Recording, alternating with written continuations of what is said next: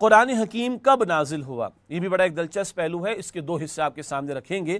لکھا ہے قرآن حکیم 2 مراحل میں نازل ہوا۔ 2 مرحلے کیا ہیں؟ پہلا مرحلہ، پہلے مرحلے میں قرآن حکیم لیلۃ القدر میں لوح محفوظ سے دنیاوی آسمان تک ایک ہی دفعہ میں نازل کیا گیا۔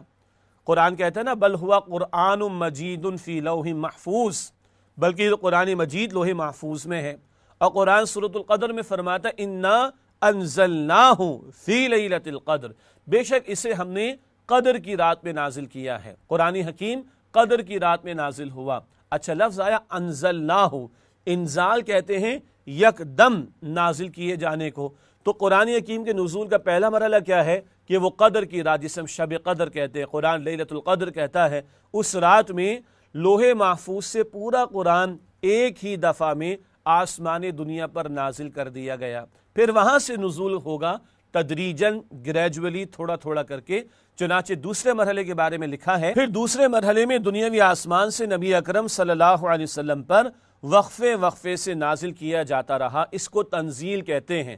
قرآن کہتا ہے وَنَزَّلْنَاهُ تَنزِيلًا، اللہ فرماتے ہیں کہ ہم نے اسے نازل کیا تنزیل کے طور پر، تھوڑا تھوڑا کر کے۔ 22.5-23 برس میں تھوڑا تھوڑا کر کے قرآن حکیم رسول اکرم صلی اللہ تعالی علیہ وآلہ وسلم پر نازل ہوا۔ یہ دوسرا مرحلہ۔